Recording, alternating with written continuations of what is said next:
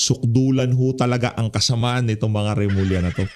Tingnan natin mga kababayan, isa ho ito sa mga dahilan kung bakit hindi natuloy yung rigudon nung nagdaang taon. Palagay natin, tinakot yung ibang mga senador na pilit na ini-implicate dito sa issue ng mga maanumalyang flood control na kung sakaling suportahan nila yung rigudon na mangyayari sa Senado, lalabas ang warrant. At base dito kay Boy Remulla, handa na daw ang arresting team para dito sa mga senador na to. Dito sa video na to, usapang impeachment ni VP Sara at ang ating papakinggan dyan, walang iba kung hindi itong si Attorney Trixie Cruz Angeles. Pero bago yan, isang like at isang subscribe. Alam nyo na ho, masaya na ho tayo dyan. Especially kung isi-share itong video na to, maraming salamat ho sa inyo mga kababayan. Umpisahan ho natin dito sa mga kahambugan itong si Boy Remulla. Hindi natin nakikinig kayo, Tito Sen, na nakikinig sa Tito Sen! Tito Sen, at saka Tito Sen! Monitor sa Tito Sen, good morning! Mukhang pinakiliti ka, Tito Sen, mukhang kiniliti ka ng mga kasama mo, ha? Bulungan mo kami, Tito Sen! Mukhang pinaramdam ng mga kasama, Tito Sen. Parang nakakalimutan mo kami. Nagdaan yung Pasko. Nagdaan ng bagong Kaya taon. magalala yung arresting team naka-standby rin. Ito na! Diba? Ganyan ho kahambog ang mga Remulla na yan. Kaya kung meron man tayong pamilya na gustong makitang bumagsak sa mga susunod na panahon pagdating sa politika sa ating bansa, di ba? Ang mga Remulla yan, pagka pumasok na itong si VP Sara, gusto ho nating makita kung paano niya ilagay sa pwesto. Ilagay ni VP Sara dapat nilang kalagyan itong mga Remulla na to. Kasi ngayong mga panahon na to, hindi ho nila alam kung saan nila ilulugar sarili nila. Yung nakababatang Remulla, gusto niyang maging presidente. Ito naman kuya niyang napakahambog, hindi niya malaman kung ano pinagagawa niya dyan sa ombudsman. Magpa-press con, magsalita sa mga ganitong klaseng programa, abangan na lang ho natin itong si VP Sara kung saan niya ipipwesto itong mga walang yang to. Atay! Ito, mga nakikinig Tito natin. Sen! Bawas isa sa Good morning. problema mo din yan, Tito Sen. Oo. Bawas ng isa sa problema mo. Oo, pero ano naman, masaya tayo, natutuwa tayo at kahit pa paano, may ano naman, naareglo naman kung ano man yung, yung sinasabi nilang gusot sa Senado at Basta ito lang, Tito Sen. Oo. Medyo naglalambing lang ng konti yung grupo mo. Nagpaparamdam. Kumbaga, inaalog lang yung upuan. Inaalog lang yung upuan. Nagpaparamdam. Ayan. Ano? May nakasulat sa yung mga yan. We are here. Ayun. Ayun. Andito kami. Ayun. kami dito. Kailangan makita mo kami, mapansin mo. Parang Before you narinig mo. forget. Oo. Oo. Before you forget. Kasi nakakala nila si Tito Sen, alam mo na. Medyo, boss, baka makakalimot ka. Nakalimot ng konti, Dito ka, diba? dito lang kami. Yung pirma ko, pwedeng lumipat dito sa kanan. Iyan! Ako, dali nun, boss. Nanginginig pa yun. From Vicente Soto the third to ganun, Lauren. LLL eh.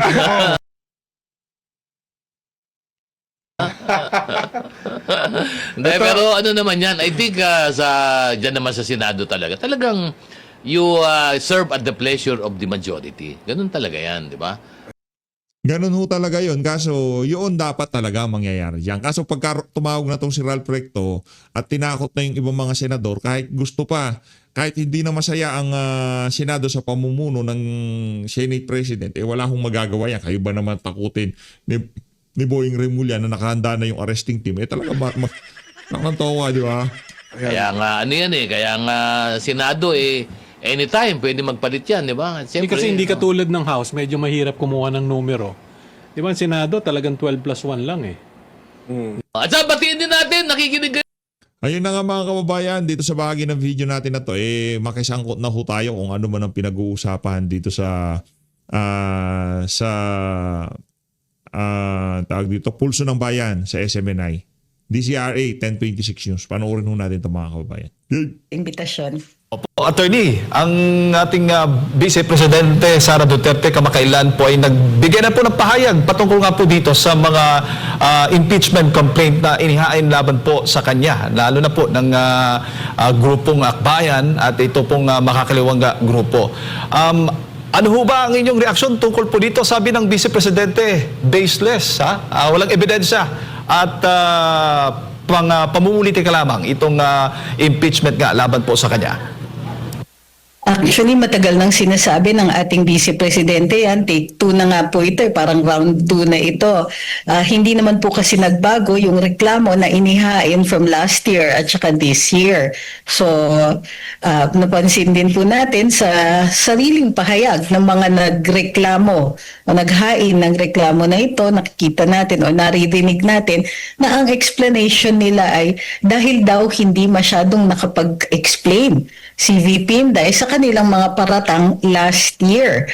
Kung matatandaan po natin, nakailang inquiries sa Kongreso o sa Kamara de Representantes ang mga representante natin at panay ang tanong nila kay VP Inday, minsan wala po sa lugar, katulad ng sa budget hearing, katulad ng sa ibang mga committee hearings, at ang akusasyon pa nila ay bakit daw hindi sumasagot ang ating Vice Presidente sa kanilang mga katanungan at minsan hindi pa daw nagpapakita. Hindi po ito umaabot sa punto na pwede ka mag-file ng isang reklamo for impeachment kung hindi ka lang masaya sa mga kasagutan ng ating Vice Presidente sa budget hearing halimbawa. So parang masyadong either hindi handa yung mga naghain ng reklamo na sumagot sa katanungan kung bakit sila naghahain ng ganito laban sa Vice Presidente, isang Vice President na napakalaki ng mandato, nakailang boto siya, 33 million votes noong 2022 elections. Pero kung siya ay tratuhin, ay minsan akala mo ay hindi, diba? Parang wala siyang mandato, parang inuutos-utusan lang ng mga nagtatanong sa kanya sa Kongreso. Bunga ito ng, alam natin na pinagplanuhan siya at yung mga inquiries, kunwari in aid of legislation last year, ay sariwa pa sa isip natin. At alam natin na ito ang talagang pinagpaplanuhan nila na maghain ng isang impeachment complaint with the end in view na matanggal siya. Unfortunately, dahil nga magaling siguro sumagot ang ating vice at saka kukunti lang talaga ang kanilang maihuhugot na facts, ganito kahina yung kaso na naihain nila. And so, we've come full circle. Eto na naman po tayo, same complaint, same faces, walang pinagbago. And hanggang ngayon, hindi pa rin nakakapagbigay ng mas mabigat na dahilan sa pag-file ng ganitong kaso. Opo. Attorney, ano sa tingin po ninyo yung, sabi mo nga, take 2 na ito at lagi na itong sinasabi ng Vice Presidente. Anong sa tingin mo ang nag-trigger sa Vice President na magsalita? Lumabas na dahil nakikita natin usually yung tagapagsalita niya, ang legal counsel niya sa impeachment na si Attorney Michael Poa yung nagsasalita, sumasagot po doon sa mga reklamo o yung mga akusasyon laban po sa Vice Presidente. Ang ginagawa ng ating vice ay fini-frame niya yung konteksto at saka itong reklamo sa impeachment. Nilalagay niya sa tamang konteksto para makikita natin. Ito'y aksaya ng oras, aksaya ng resources, Correct. at maliwanag na hindi public interest ang pinupuntirya. So para lang hindi malingat. Grabe, laki ho talaga ng tulong ng SMNI News sa totoo lang. Laki ho talaga ng tulong para malaman ng sambayan ng Pilipino kung anong nangyayari sa ating bansa ngayong mga panahon na to. Kaya naman, kung di pa ho kayo nakasubscribe dan sa DCAR 1026 News, mag-subscribe na ho kayo. Napakalaking tulong ho niyan, lalo na sa papalapit na impeachment laban dito kay VP Sara. Mag-subscribe ho kayo dyan sa DCAR 1026 News. Sa isipan at sa paniningin ng mga tao ang tunay na dahilan kung bakit inihain ito. Alam niyo naman, matatamis rin minsan ang salita ng mga taong naghahain, parang pinalalabas na ito para sa katarungan, for accountability, for transparency. Very transparent naman kung ano talaga ang tunay nilang bakay. Opo. Attorney, sa tingin po ninyo, may legal na batayan ba itong paratang sa impeachment complaint, lalo na po doon sa issue kay itong Mary Grace Piatos? Uulitin natin, medyo nakakabahala na ang mga makakaliwang grupo ang naghain ng isang reklamo na nagde-demand na mag-release ng impormasyon na normally talagang itinatago for national security. Uulitin ko, ang sa saligang batas, ang binabasa natin diyan ay talagang required ang transparency for accountability ng mga public officials. Ngunit may mga exceptions ito at ang isang exception dyan ay national security concerns.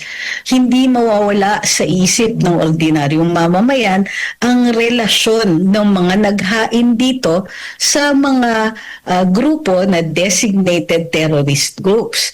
At nakakabahala na sila yung nagde-demand ng pagre-reveal o paglalabas ng mga confidential matters na maaaring makapagpeligro sa buhay ng mga confidential agents or informants or makakapeligro sa mga operasyon na intended na protektahan ang seguridad ng bayan.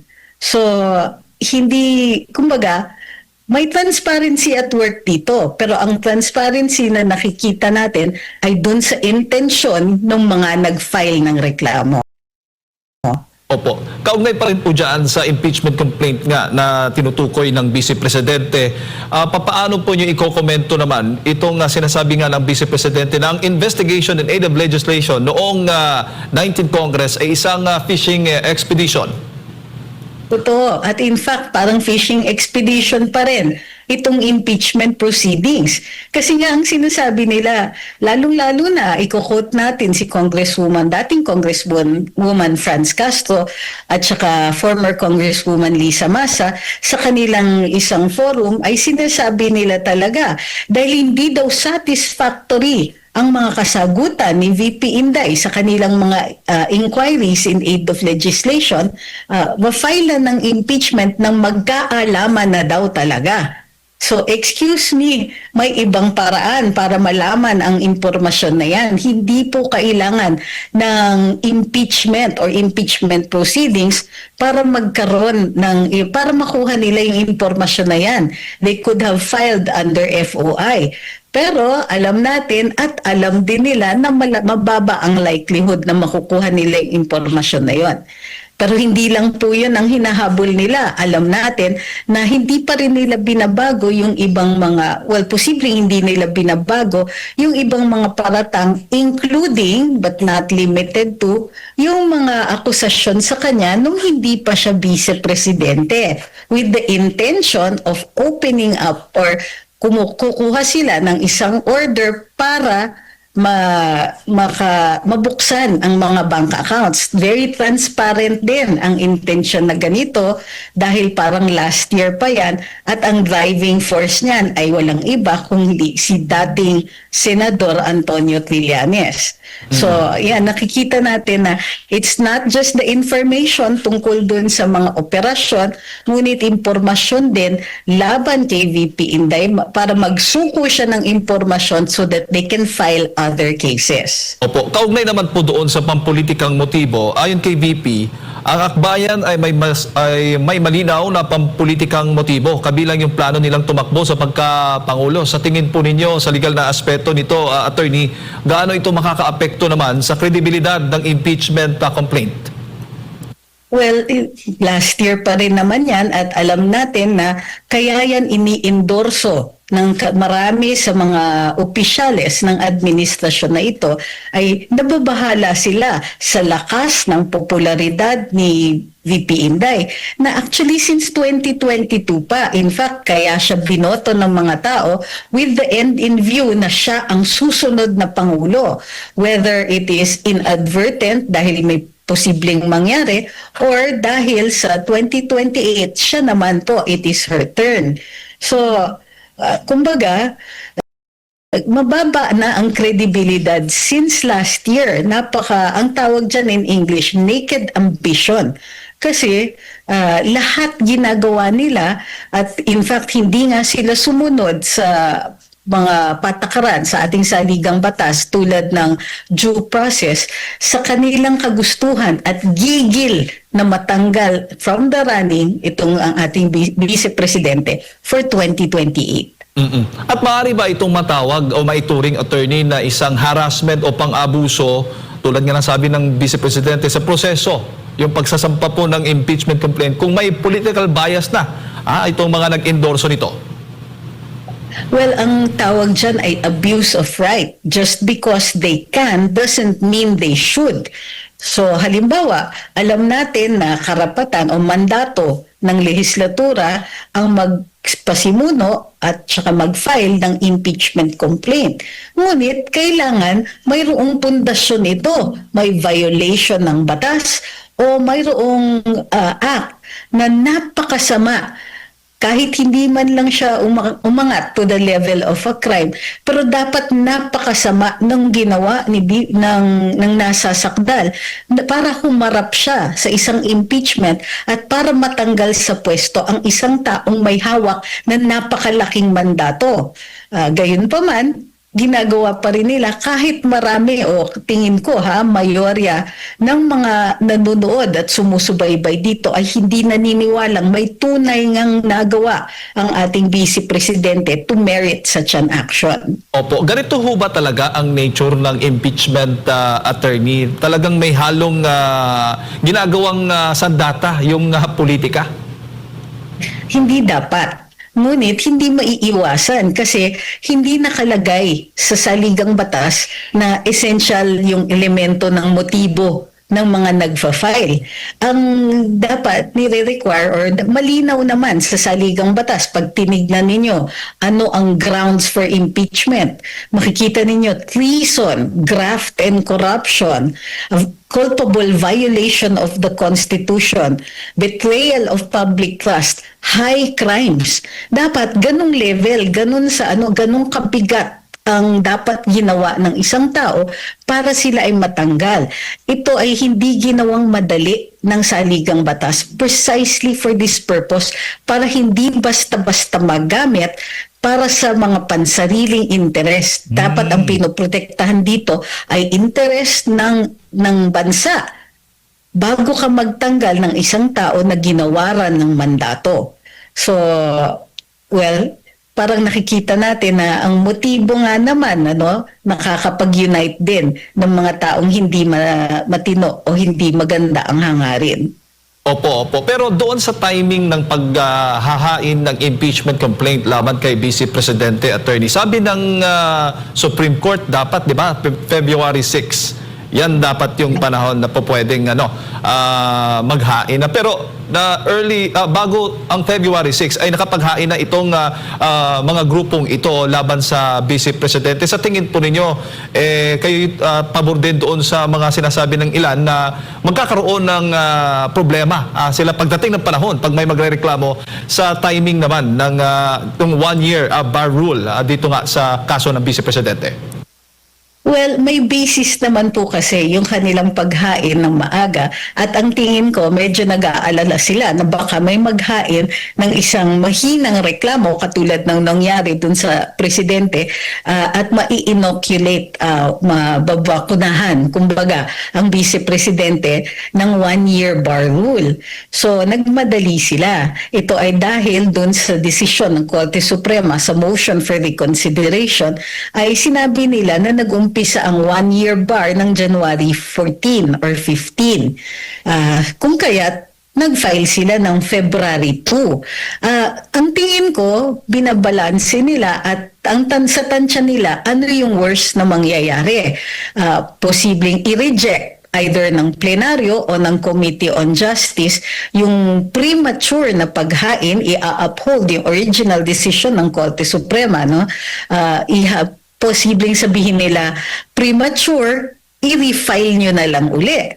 Or pwede ring sabihin premature, hindi sang-ayon sa rules, mag-uumpisa ang 1-year bar rule. So those are the two things na posibleng mangyari. Either way, kung sa worst case scenario, baka umakyat sila sa Korte Suprema para i-clarify kung ano talaga ang nararapat na date.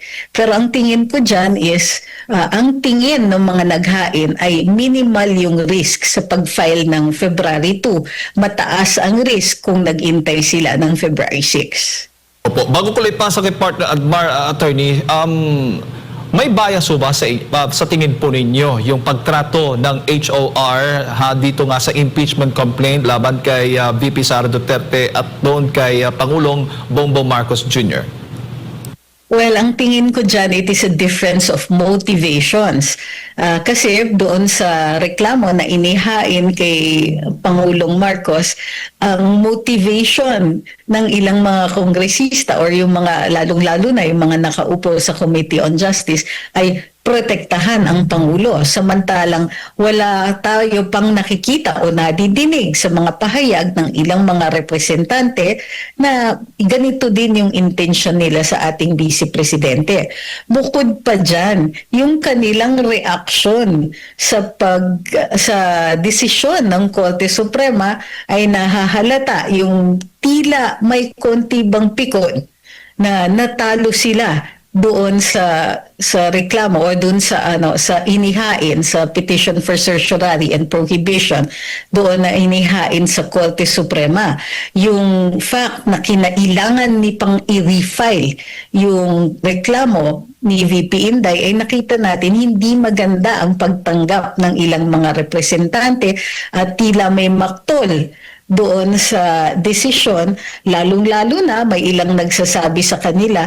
So masyado daw nag-i-interfere sa kanilang powers. Kung sang-ayon kasi sila, hindi natin makikita yung mga ganitong reklamo. So, alam natin that iba po ang pagtanggap talaga.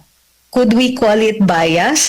Hindi ako sure kasi political ito eh. This is a political process at alam natin na ang politics natin ay may killing talaga depending on the person that you're talking to. So primarily, may motivation talaga towards their own parties and their own interests ang ating mga politicians. So hindi yan nakakagulat, nor is it illegal.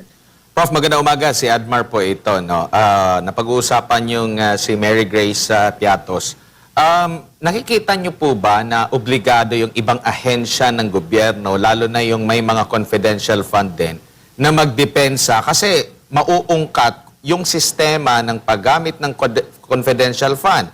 Nandyan yung Office of the President, yung DILG, DND, sa panig naman ng militar and pambansang pulisya, intelligence funds naman yung tawag nila. Nakikita niyo po ba na dapat magsalita or madadamay din sila? Kung hindi rin sila magsasalita, maaring magiging kasangkapan ito, lalo na ang mga nanguna dito sa pagpapa-impeach nga ay mga makakaliwang grupo, magiging kasangkapan nila para mapuna yung intelligence or confidential fund ng gobyerno. Yun nga po yung danger. Bukas na bukas, kung itong impeachment ay magbunga ng maganda para dun sa mga naghain nito, posibleng maka-establish ng president kahit man lang impeachment proceedings, na makakuha sila ng impormasyon na normally protektado ng Estado because it also is supposed to protect the state.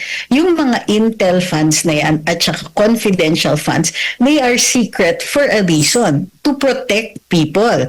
Sinabi nga dun sa isang forum ni dating Congressman Mike Defensor na mayroong instance pa nga in one case nung speaker daw si Jose de Venecia na mayroong pagkakataon na mayroong pinilit na impormasyon na ganon at hindi po maganda yung naging resulta na ilagay sa panganib yung mga taong involved sa operasyon na yon. So, there is a reason for this. Unfortunately, kapag pumasok na ang partisan politics, lalong-lalo na against a person na talagang maglalagay sa peligro ng mga ambisyon ng ilang mga leaders natin, then reason goes out the window. Unfortunately, ang peligro nito is more widespread and far-reaching than they're allowing us to see. Opo, kasi katakataka, medyo tahimik din, lalo na yung Office of the President. Bakit hindi sila nagdedepensa kahit generic na lang na kasi hindi lang naman yung OVP, yung mayroong ganyan. Paano siya ginamit? Considering during that time, co-chairman ata si Vice President Sara Duterte sa NTF LCAC at ang matatamaan nito yung CPP, NPA, NDF na sinasabi niya may kumikiling dito, yung mga makakaliwang grupo. So kumbaga nakikita nyo rin po ba na dapat maglabas din sila ng statement patungkol lang sa confidential fund or alam mo na talagang dahil pabor din sa kanila kaya hinahayaan na lang nila ang OVP?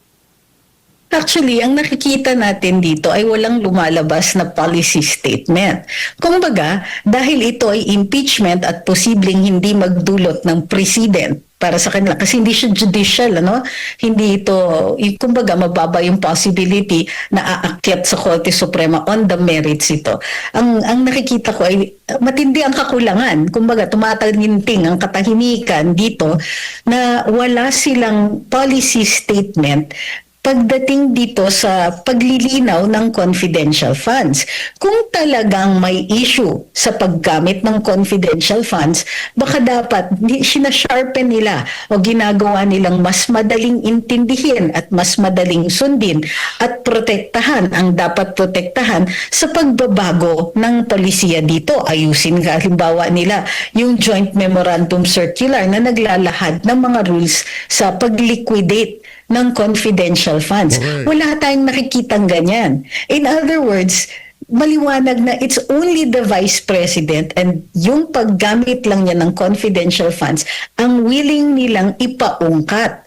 Hindi sila nagsasalita tungkol sa ibang mga confidential funds dahil nga, ayaw din nilang maungkat yung kanila. Nilalaglag lang nila ang Vice Presidente. So, kawawa talaga si VP Inday dito. Opo. Ma'am, dito po sa naging pahayag ni Senator Risa Ontiveros na kinote doon sa video, maaari ba natin talagang makonclude na dito po sa hakbang nila for impeachment, lalo na doon sa recent interview, nakapanayam din si Senator Risa na sabi niya na kumpiyansa siya, basta magkakaisa lang, kayang matalo ng sinasabi nilang opinion sa pagka-presidente sa 2028 election si VP Sara? Alam niyo naman na you can fake it till you make it ay isang form, isang strategiya o taktika para sa eleksyon. Kailangan talaga ang mga nag-aambisyon maging kandidato ay i-portray nila na malakas sila. But in this case, medyo may slight fail kasi mayroong kondisyon kailangan magkaisa para manalo. Acknowledgement ito ng lakas ni VP Inday, ng taas ng kanyang popularity ratings at trust approvals. So kailangan nilang mag-resort sa ganitong mga strategiya at ganitong klaseng communication style.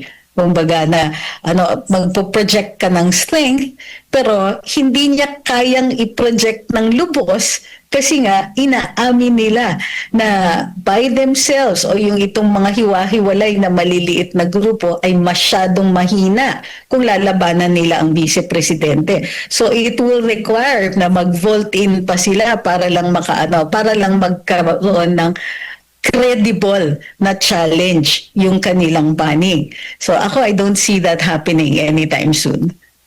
Opo, at sa mga ganitong klase po ng pamamaraan po, attorney, epektibo pa ba ito? Kasi naalala natin, during 2016, napuruhan doon siguro si Vice President Jojo Binay, pero dumaan din ng mga pag-uusig at grabing kritisismo, lalo na si former President Rodrigo Duterte, pero bumaba siya ng may mataas ang grado po, no? At siguro maghahalos 3 taon kasi sinasabi ni VP Sara 2023 nagumpisa nga itong mga pag-atake laban sa kanya, pero nananatiling siya ang may mataas po na grado sa lahat ng matataas na opisyal. Sa tingin niyo po, sa panahon ngayon, sa mata po ng publiko, epektibo pa ba ito, itong ganitong klase po ng pamamaraan na yung inaakusahan para bumaho yung kanyang pangalan, babango yung nag-aakusa sa kanya at feeling niya na backup siya ng taong bayan at kumbaga may mandato ang taong bayan sa kanya na ilahad kuno ang mga paninira or mga alegasyon laban dito sa pangalawang Pangulo? Well, ang tingin ko hindi na siya effective, ano? Kasi otherwise, maaapektuhan talaga ang trust and approval ratings. And in the past year, kahit bumaba siya, no, from 2022 until the present, nakikita natin na siya parate, consistently, ang pinakamataas ang trust and approval ratings. Posibleng bumababa siya, pero never siya naging number 2, kahit siya yung vice-presidente. Maintained ang kanyang popularity. So, ibig sabihin, kahit kitang-kita ng karamihan ng mga, especially yung mga, mga nakatutok dito sa issues na ito, maliwanag. Ano yung motivation, ano yung purpose, kumbaga napaka-common knowledge na. Unfortunately, wala silang ibang strategiya, walang ibang recourse. Kumbaga, walang mapupuntahan o walang ibang magagawa ang mga kalaban niya para magkaroon ng kahit man ng katiting na fighting chance. So, in order to do that, ito pa rin at ito pa rin ang bagsak nila. Kahit maliwanag sa mata ng mga tao, yung ginagawa nila. After all, kung suntok sa buwan na rin lang, ibuhos na nila lahat para dito sa strategiya nila. Unfortunately, feeling ko baka hindi sila pa rin, hindi enough yung ginagawa nila. 33 million is a very, kumbaga, nakakatakot na number yon para ma-overcome. So kahit ngayon, naaapektuhan sila sa taas ng trust and approval ratings ng BICE. Baka siguro dapat baliktarin nila, purihin na lang nila si VP Sara para mabaliktad yung grado. Kasi the more nilang binabanatan ang Vice Presidente, simula 2023, hindi naman po, may pagbaba, pero nananatiling pinakamataas pa rin siya after nitong mga nakalipas po na taon na attorney. O hindi lang yun, walang umaangat na leader na maaaring umabot dun sa punto na pwedeng mabigyan ng credible challenge si Vice Presidente. Nakikita natin ang daming wannabes, ang daming nag-aambisyon, pero walang umaabot dun sa level ng trust and approval ratings niya. Hindi nga umaabot sa kalahati ng trust and approval ratings niya at the lowest level. Kasi sino ba ang pinakaangat ngayon, or at least pinakamaingay, ay nasa 3% lang ng trust and approval. So hindi, kumbaga, walang credible challenge. So yun yung unfortunate sa kanila. May resources sila, merong strategy na alam nilang nag-work na nung panahon ni Vice President Jojo Binay, pero hindi pa rin nakakausad o kumbaga hindi pa rin na sila nabibigyan ng pag-asa na mayroong chance itong mag-succeed. So kumbaga, ang magiging strategiya nito ng mga opposition ni VP Sara kung hindi nila matalo sa rating, hindi nila mapababa yung rating, tanggalin na lang sa pwesto para wala silang kalaban sa 2028. Hindi umubra yung siraan Ilang taon na. Ang dami-daming polls. Nakikita natin na ang dami-daming talking heads laban kay VP Inday, maging trad media or social media. Walang humpay since 2023. Pero hanggang ngayon, siya pa rin ang leading in trust and approval at hanggang ngayon walang umaangat na leader na pwedeng magbigay ng challenge sa kanya. Wala pa rin talaga.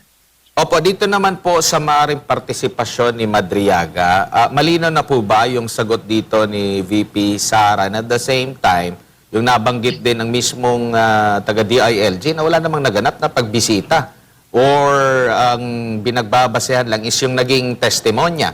Kung ganito po yung magiging basihan, bakit naman hindi rin sineryoso yung testimonya ni Gutesa, yung testimonya ang mga pahayag ni Congressman Zaldico at iba pang mga nagpapahayag, yung mga sinasabi ni Congressman Kiko Barzaga, ni Congressman Leandro Leviste, paglaban sa gobyerno parang medyo matamlay sila pero paglaban sa mga Duterte medyo aktibo po sila, attorney. Bakit kaya?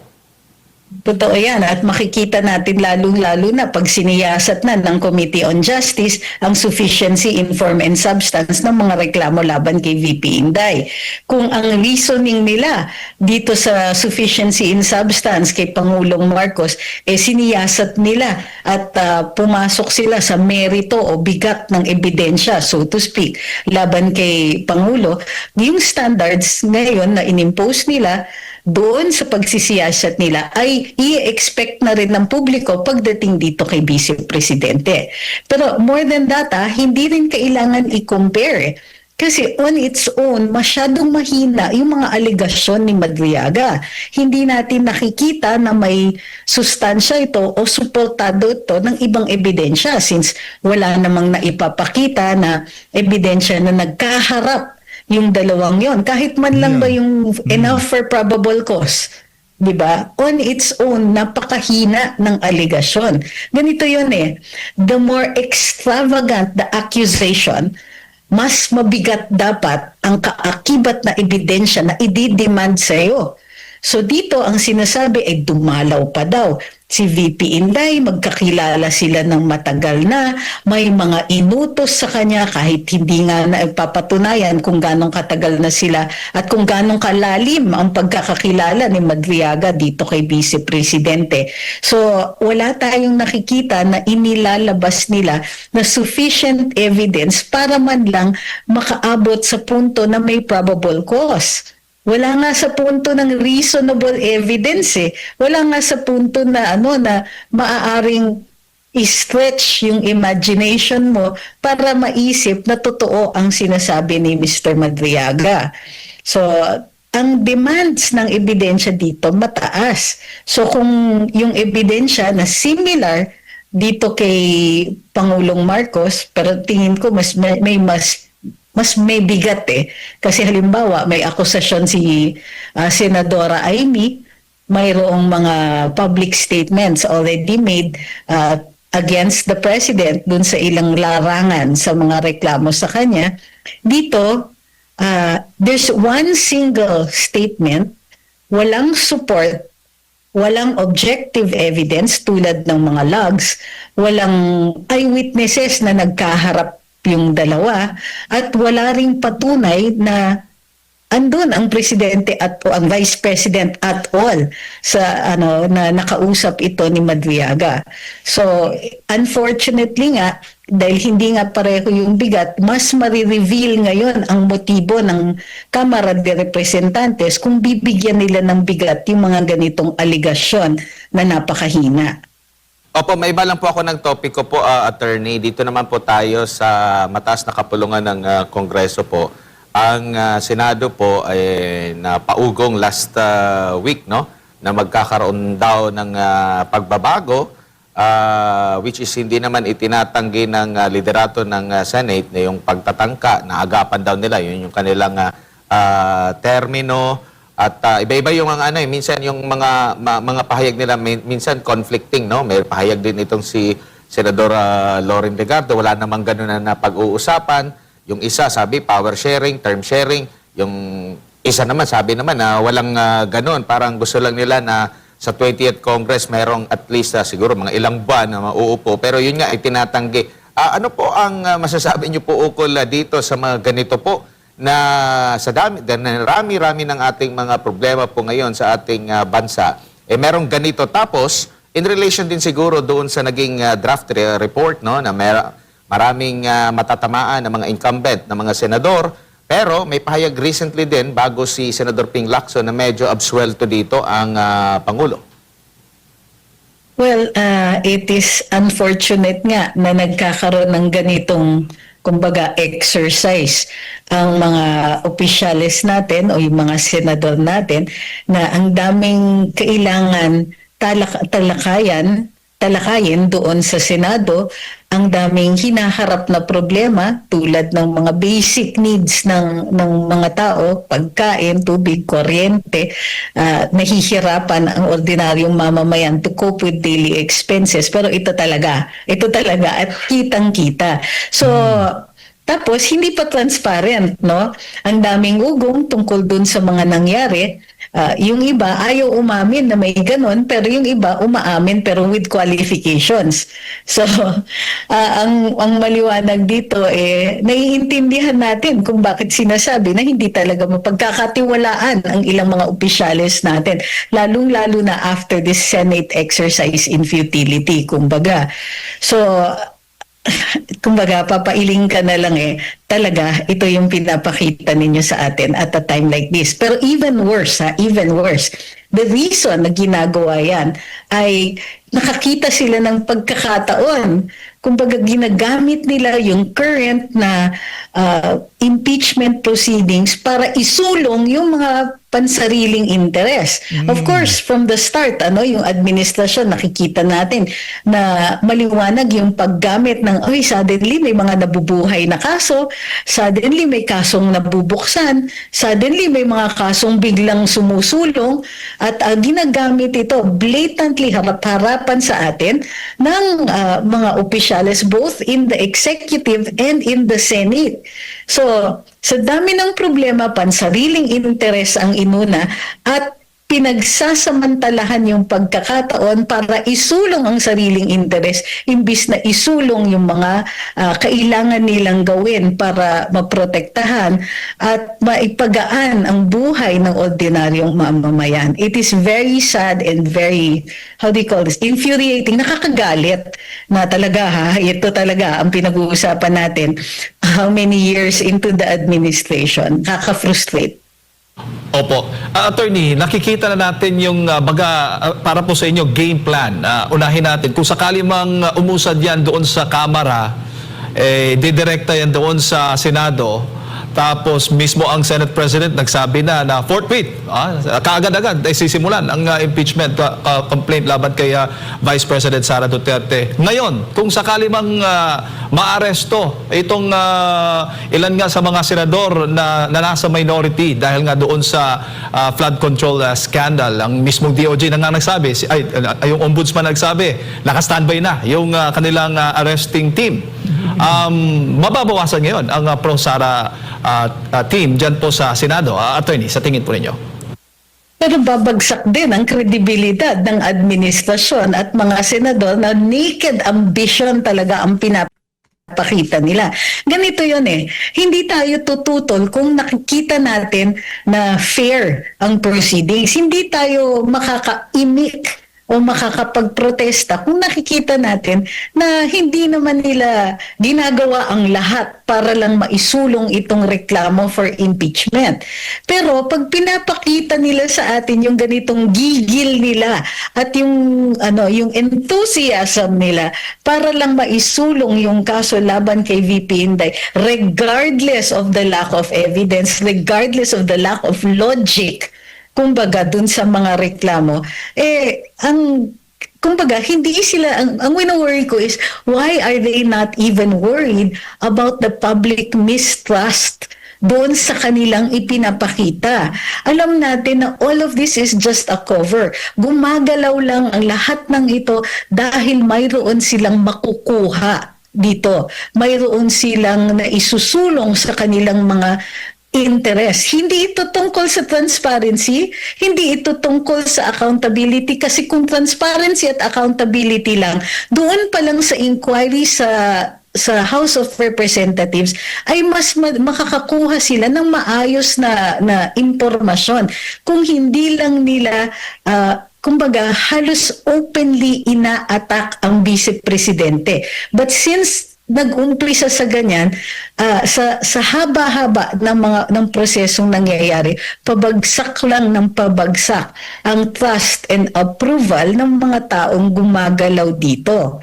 Kumbaga, this is supposed to be democracy in action, di ba? Kung ayaw ng mga tao yung ginagawa ng kanilang mga elected officials, konsiderasyon yan na sa susunod na eleksyon hindi na kayo makakaulit. Pero tila walang takot sa ganitong klaseng reprisal ang mga senador at ilang mga opisyales natin. So yes, posibleng makuha nila yung gusto nila, but hindi nila magagawa ito with any measure of credibility. Kung dahas at unfairness ang pinapakita nila, hindi kitang-kita yan ng mga taong nanonood. Hindi nila maitago at may repercussions yan sa 2028 elections no matter how this goes. Opo, at yan din ho ba ang sa tingin po ninyo ang naiisip, tinitimbang-timbang ngayon ng ilang mga senador na hindi po lumagda doon sa nag-leak na document ng draft report kaugnay nga po dito sa investigasyon ng Senate Blue Ribbon Committee doon sa flood control scandal? Opo, dun sa BRC report, nakita na merong iba nga na nag-withdraw pa ng kanilang signature. Alam nyo, historical document kasi yan eh. At the end of the day, future generations ay makakabasa nito at makikita ang konteksto ng mga ng Blue Ribbon Committee hearing na yan. Makikita din later on, magagamit ito bilang konteksto dito sa impeachment attempt kay VP Inday.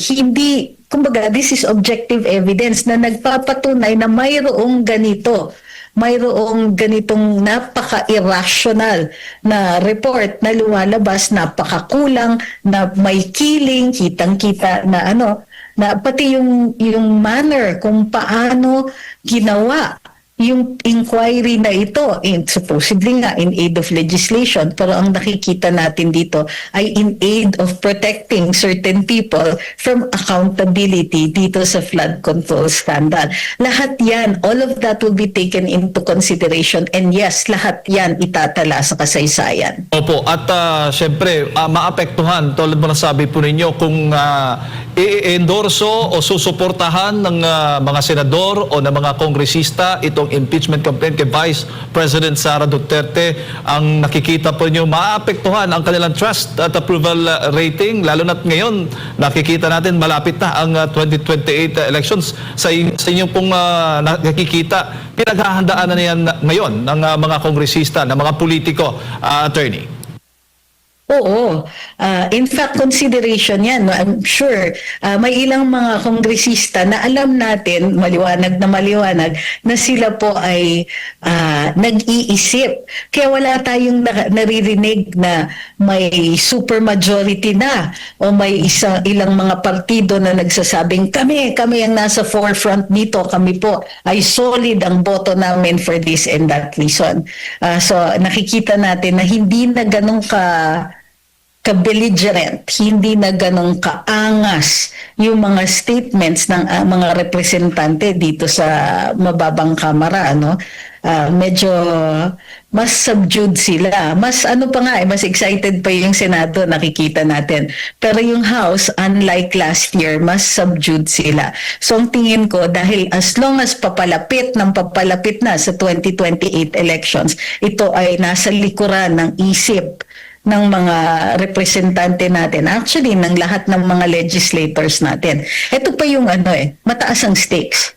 Kung sa katapusan ng lahat ng ito ay magtagumpay si VP Sara at maging presidente, maraming mga karir ang matatapos. Dahil sa mga pangyayaring ito. Maraming karera. Kaya nga sinasabi, kung gusto nilang mag-survive pa politically, itong mga kongresista ay parang mahihirapan ata, batay nga sa mga pahayag din ng ilang mga minority congressman, ay mukhang mahihirapan na makalusot. Yan din ho ba yung nakikita ninyo, attorney, dyan sa House? Well, ang nakikita natin is on a national level, tapos na karir nila. Kumbaga, ambisyon sila beyond the local level. Iba kasi ang local politics eh. But it is also possible na maaapektuhan sila kahit paano. At of course, hindi natin papakalimot yan. Dahil napaka-public ng kanilang mga aksyon, dahil may objective evidence, may mga pinirmahan sila from the first impeachment complaint, at yung itong pangalawa, makikita natin din yung partisipasyon nila, hindi mapagkakaila yan. Kumbaga, hindi nila pwedeng sabihin later on na, ay hindi ako yan, hindi ako pumirma. Walang ganyan. There is no chance to redeem yourself later on. Walang pagkakataon rin na ma-i-deny nila kung ano ang partisipasyon nila dito sa impeachment complaints na ito. So, pero ang nakikita nga natin because nga medyo subdued yung mood ng House as compared to last year. Hindi kasiguruhan, kumbaga, ang tagumpay nila. So either way may talo Posibleng maipanado nila, dumire-diretso ang impeachment, pero later on yung talo sa later on sa 2028, or posibleng sa umpisa pa lang kung isuko na nila itong attempt nila at itago yung kanilang ambisyon, then baka may fighting chance pa sila at a future career. Nakikita natin dito ang malaking may dilema talaga yung House Opo. sa ngayon. Opo, pero nakikita ho din ho ninyo na magkakaroon ng pagbabago ng direksyon kung sakali man na magkakaroon din ng palit liderato dyan sa Kamara, kasi nga may mga umuugong-ugong na mga balita nga meron daw na palit liderato possible na mangyari, attorney. Actually, ilang linggo na nga yan Actually, simula nung umupo si Speaker D, hindi na nawala yung mga ganyang usap-usapan na posibleng bumalik si House Speaker Martin Romualdez. Pero hindi rin po natin nakikita na malaki ang mayorya na naghihikayat ng pagbabalik ni Speaker Martin. So hindi natin nakikita or wala din tayong naririnig na malakas na ugong doon sa pagpapalit sa kanya. Hindi rin natin alam kung impeachment ang motibo ng ugong na ito or yung mga, matatawag natin dito, yung mga benepisyo na natatanggap ng mga representante sa 19th Congress as compared to the 20th Congress. Mas posible pa yung motibo na ganon. So, for the moment, hindi natin nakikita na magiging factor pa yan dito sa upcoming na impeachment ni VP. Ayun na nga mga kababayan, sa kabuuan ho ng interview na yan itong si Atty. Trix. Punta lang ho kayo dyan sa DZAR 1026 News. Pulso ng Bayan. February 9, ito yung pinaka-latest na episode ng Pulso ng Bayan. Subscribe na rin ho kayo. Maraming salamat sa pag-support sa PH Update. Mag-ingat ho kayo lahat. Baliw natin Pilipinas. Maraming salamat.